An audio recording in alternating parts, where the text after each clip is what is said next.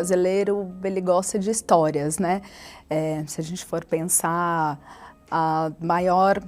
o que era considerado a maior paixão dos brasileiros eram as telenovelas e depois os realities, por exemplo.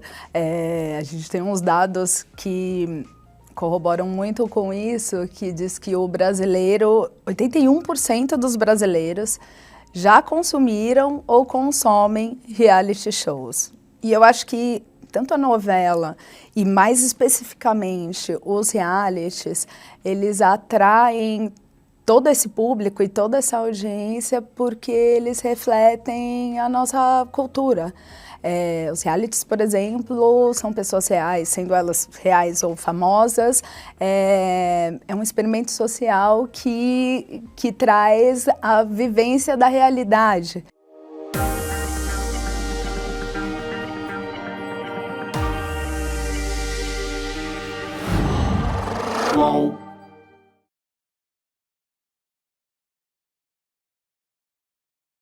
A atual maior empresa de produção audiovisual no mundo chegou ao Brasil há quase 20 anos, quando o apresentador Silvio Santos levou ao SBT a versão brasileira de Deal or No Deal, que foi batizada aqui de Topa ou Não Topa.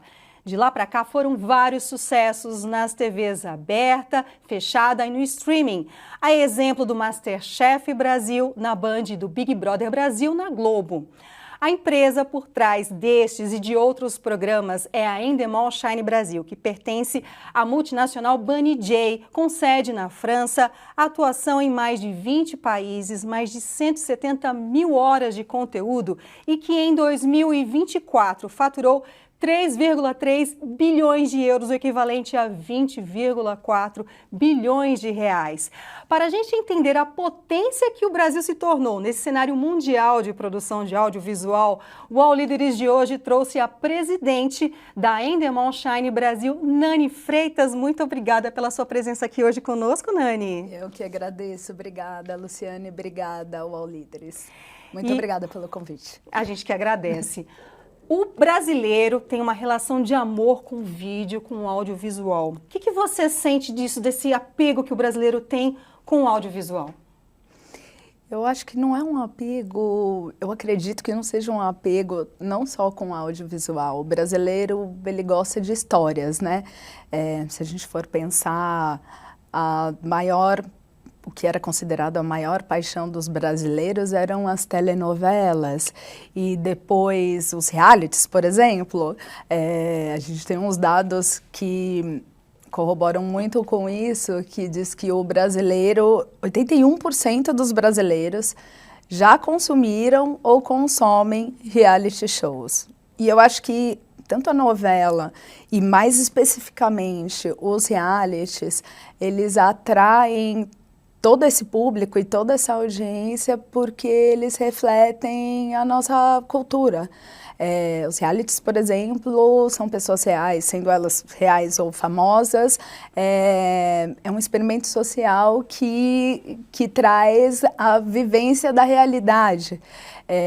Então, eu acho que é por isso que o brasileiro é tão apaixonado por TV e, enfim. É uma empresa global, mas é especializada em transformar esses produtos multinacionais, né, deixá-los com uma cara local, né? Como é que é feito isso no Brasil? No Brasil, em cada território, tá? Um grupo como a Banijay, que tem mais de 4 mil formatos no seu catálogo, tem em cada território equipes criativas que trabalham nas adaptações.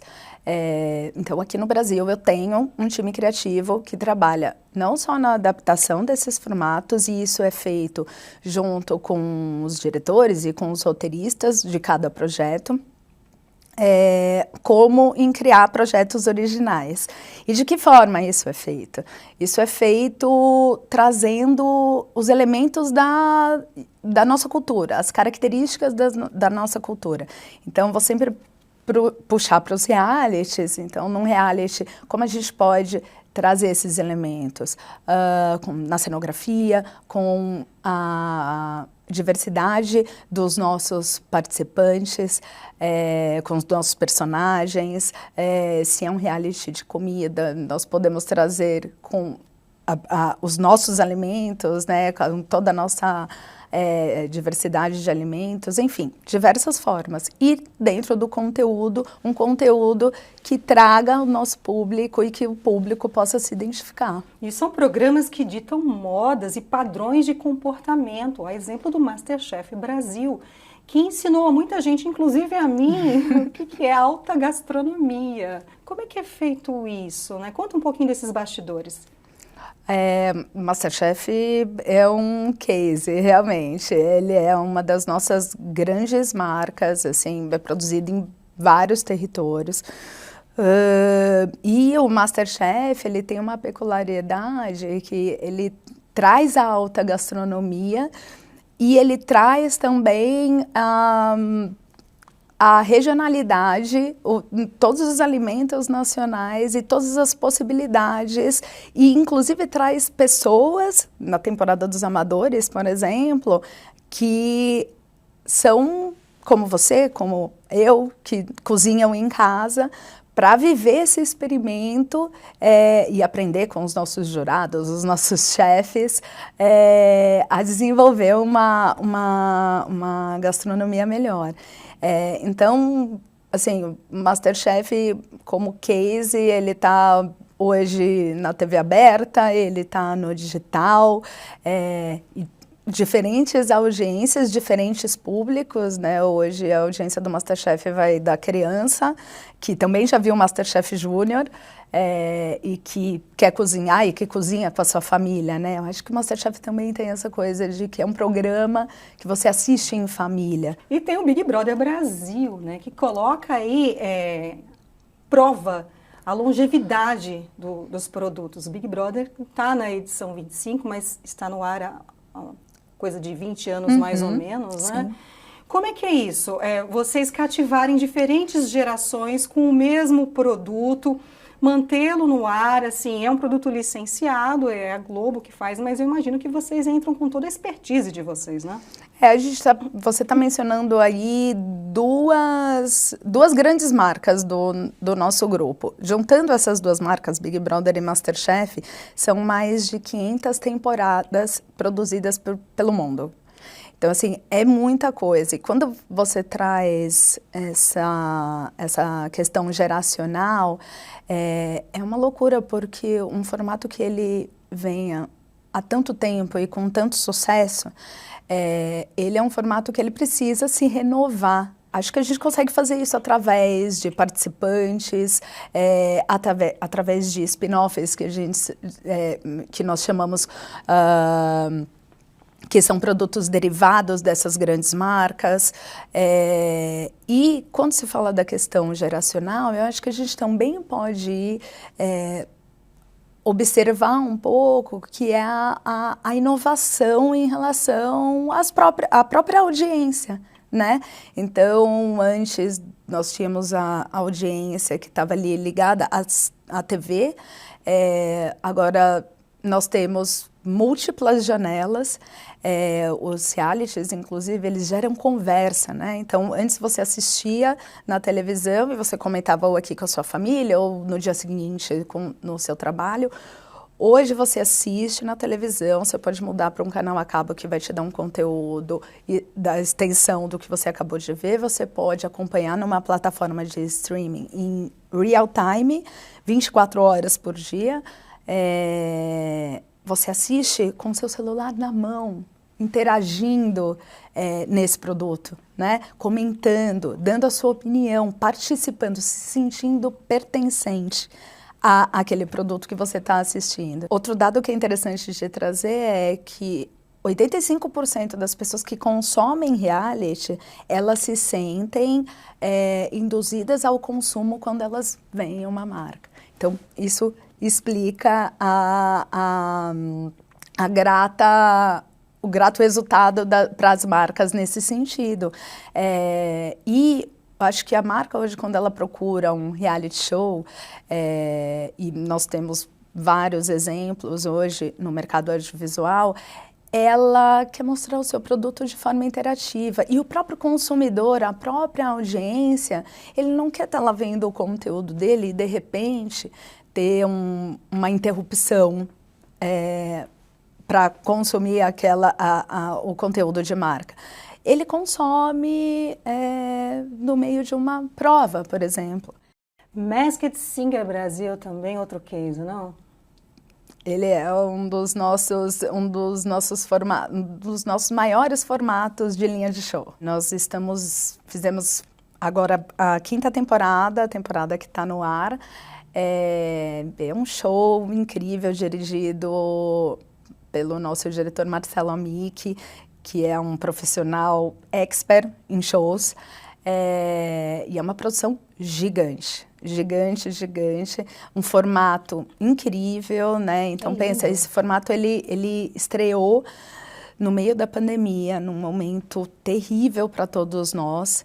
E eu acho que no momento em que o telespectador e o público precisava de algum conteúdo que não fosse tão pesado, né? Foi um momento realmente terrível e a chegada do The Masked Singer você só precisa descobrir, é um programa de entretenimento que você precisa descobrir quem está por trás da máscara, né? Então é uma delícia fazer, hoje é um dos nossos principais shows. E o Quilos Mortais Brasil, que é um reality também. Sim. Esse reality a gente produz para Warner, para Max. Nós estamos na 2ª temporada, ele é nossa linha de documentários, de docufolos. E é uma marca, um formato da Max de muito sucesso, né? E que faz sucesso no mundo inteiro. Bom, esse boom de produção nacional, mesmo formatos que foram adaptados ao Brasil, você acredita que tem a ver muito com a lei da TV Paga de 2011, que obrigou as emissoras a terem um mínimo de produção feita realmente aqui no Brasil? Você acha que deve muito a isso? Eu acredito que isso contribuiu, sem dúvida nenhuma, e eu acho que a necessidade de conteúdo nacional, com a chegada das plataformas de streaming também, é outro fator que contribui muito para que a indústria do audiovisual brasileiro tivesse um crescimento relativo. E, Nani, a gente percebeu muito claro um movimento de enxugar gastos das TVs abertas, né, que terceirizaram muito de sua produção. Você acredita que também houve um crescimento de produtoras, ou mesmo da produção de vocês, em função disso, vocês atendendo a essa demanda das TVs abertas, produzindo menos conteúdo próprio, mas entregando expertise, mas precisando deste apoio externo? Olha, eu acredito que o mercado ele muda o tempo inteiro, e essa foi uma das mudanças que aconteceu há uns anos atrás, né? Esse movimento... Ainda hoje as TVs produzem in-house, né? Tem TVs, inclusive, que a maior parte das produções são feitas in-house. Mas eu acho que as produtoras ganharam um espaço, sim, e muito por conta de formatos, muito por conta de talvez uma agilidade em gravação, porque diferente de uma emissora que tem já os seus programas de grade, parar talvez um estúdio, vou falar de bastidores aqui, para gravar uma sequência de episódios de um formato. Então, acho que são N fatores que contribuem para que as produtoras vão assumindo. Mas as TVs ainda têm produções in-house, mas sem dúvida nenhuma, nos últimos anos, as produtoras ganharam muito espaço e eu acho que essa foi uma das mudanças do mercado. E, Nani, documentários, né, que vocês chegaram com tudo. E esse doc da Xuxa, que deu o que falar, promoveu o maior engajamento nas redes sociais. Foi maravilhoso produzir esse documentário junto com a Globo e com a direção do Pedro Bial, que é um gênio, e a Cássia Dian, que é a nossa diretora de tantos projetos dentro da Endemol, outra gênia. Foi sensacional. A Xuxa, ela é unanimidade, né? Ela é muito maravilhosa e poder contar essa história foi muito especial pra gente. Poder participar disso foi muito especial pra gente. O gênero de documentário é um gênero que a Endemol Shine Brasil vem... começou a experimentar com o documentário da Xuxa. E agora nós já temos e estamos produzindo e em desenvolvimento de outros. Isso mostra a nossa diversidade de negócio, de projetos. Vocês entregam também um branded content, né? Que as empresas vão lá, chamam vocês para terem um conteúdo da marca, né? Como é que tem sido essa experiência? A área de branded content dentro da Endemol existe desde 2015. De lá para cá, nós criamos conteúdos originais a partir da demanda da marca, das necessidades da marca. Nós adaptamos formatos, então nós temos cases incríveis de grandes projetos, como o Cabelo Pantene, que inclusive é um projeto original, e que já viajou. Tiveram temporadas, ainda tem temporadas em Portugal. Já trabalhamos para marcas como Ambev, com Ilhados com Beaches. Semana passada entregamos um projeto para Boticário. Então, a frente de negócio de branded content para nós é super importante. Trabalhar com essas grandes marcas nos trouxe no decorrer desse tempo muito know-how. A Bunny J inaugurou um estúdio, o maior da América Latina, em Guarulhos, aqui grande São Paulo. Como é que tem sido essa experiência com o estúdio lá, que é perto do aeroporto internacional, também facilita? Quais são os planos também com esse estúdio? O estúdio, ele começou a operação no final de 2023, operando full mesmo agora em 2024.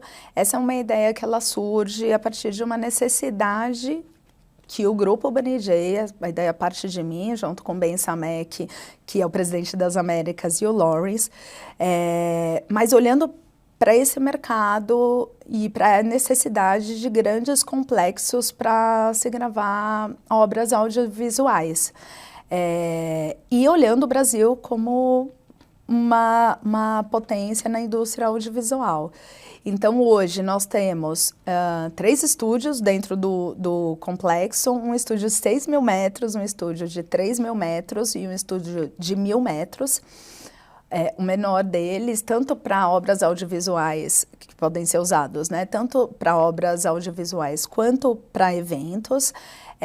E a Bunny J Studios, ela foi criada para atender o mercado audiovisual brasileiro. Então, não só as empresas da companhia, como a Fábrica, que é a empresa de ficção no Rio, e nós, Endemol Shine Brasil, mas para atender esse mercado mesmo, audiovisual e o mercado de eventos. Não, imagina que o The Wall é gravado lá, né? Aquela estrutura gigante. Se você puder descrever para a gente qual é a altura daquilo e o pé direito do estúdio, gente, para caber aquela estrutura lá. Não é brincadeira não, né? Todos os estúdios, na verdade os 2 maiores têm um pé direito de 18 metros. Acho que um de 16 e o outro de 18 metros. O The Wall realmente é um projeto, é um formato gigante. Só de parede a gente tem 15. E, enfim, então varia entre 16 e 18 metros, contando com grid de luz.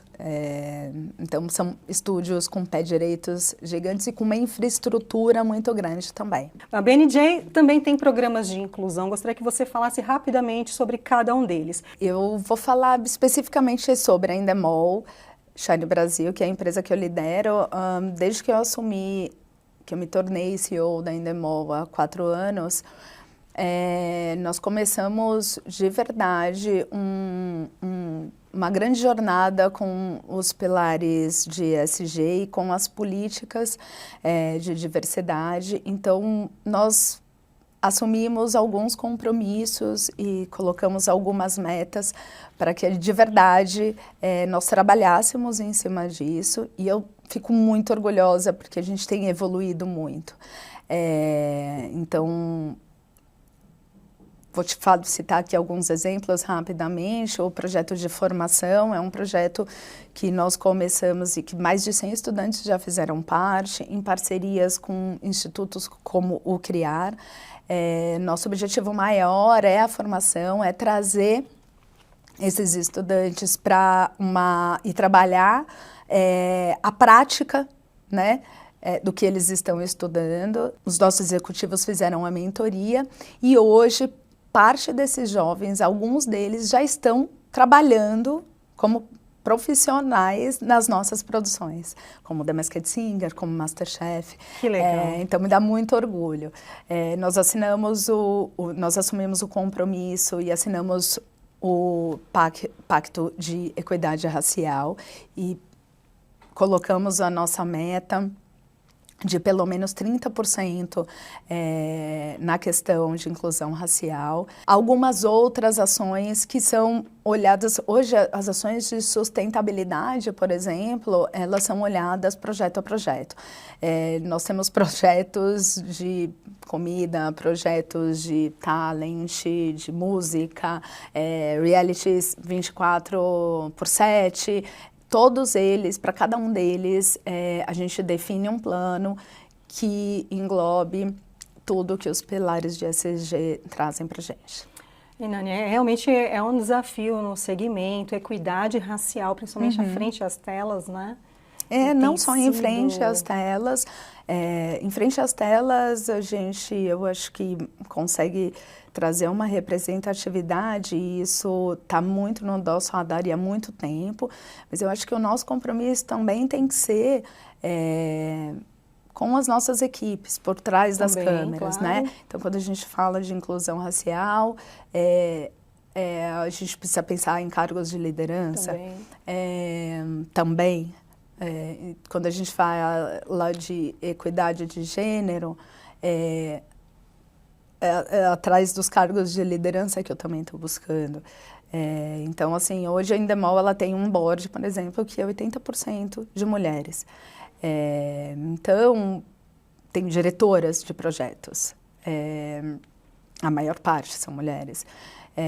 Eu tenho nas equipes técnicas, que geralmente são ambientes um pouco mais masculinizados, eu tenho operadoras de áudio, diretoras de fotografia, incríveis. Nani, e a inteligência artificial?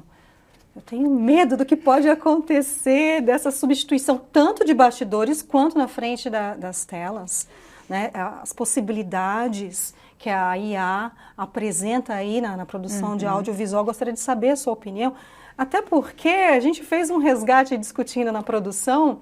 A Bunny J tem o Black Mirror e tem um episódio que chega perto, resvala na IA, né, que é um episódio com a Salma Hayek, em que ela não atua ali, ela faz o papel de atriz mesmo na série, nesse episódio, mas ela vende o direito de imagem dela e é um computador quântico que faz ali todo o reality show. Será que a gente está perto disso, dessa realidade? Eu tenho receio, assim, né? Será que a espontaneidade, a personalidade vão perder espaço para a inteligência artificial? Eu acho que todo mundo está com esse receio agora, né? Com esse medo. Mas eu vou falar minha opinião. Eu acredito que a inteligência artificial, ela, se usada como ferramenta e não como substituição de um talento humano, ela vem para melhorar, né? E eu acho que isso dentro até do próprio grupo Bunny J é uma coisa que a gente discute muito e tem grupos em cada território, cada um fazendo as suas experiências. Eu acho que o mais importante é que a gente use a inteligência artificial como ferramenta e não como substituição de talento humano. E aí sim, eu acho que aí a gente só tem a ganhar. E Nani, você vem de família simples, eu senti muita familiaridade quando eu ouvi a sua história. E você aproveitou cada oportunidade até chegar a esse cargo que você ocupa hoje. Qual o conselho que você daria para as pessoas que têm essa ambição, que gostam do segmento ou estejam em outros e que foi fundamental na sua trajetória, que você aconselha às outras pessoas? Eu aconselho dedicação, fazer o que gosta, que eu acho que isso faz toda a diferença. Tem gente que fala, só paixão não move a sua vida profissional. Move sim. Eu acho que move e eu acho que ajuda, né? Tudo que a gente faz com paixão, a gente faz direito, faz incrível.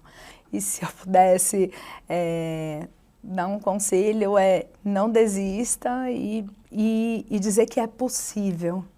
Sim. É possível. Nós não vemos não ouvimos muitas histórias dessas, mas elas existem, é possível. Eu, sim, me orgulho muito de onde eu vim e da criação que eu tive. A minha mãe foi uma mulher espetacular e que sempre trabalhou muito e lutou muito para que eu tivesse uma boa educação e para que eu chegasse e pudesse fazer o que eu decidisse, o que eu quisesse. Ela sempre dizia para mim, se você fizer, se é o que você gosta, você vai fazer com paixão e você vai chegar longe. Então, é possível. A Nani está emocionada. Vou aproveitar para encerrar, né? Que a gente Obrigada. Foi maravilhoso, muito obrigada, né? Infelizmente a gente está encerrando aqui, a gente tem pouco tempo. Muito obrigada por trocar a sua experiência com a gente, contar esses bastidores dessa indústria tão fascinante. Muito obrigada mesmo. Obrigada a vocês, foi um prazer estar aqui com você hoje.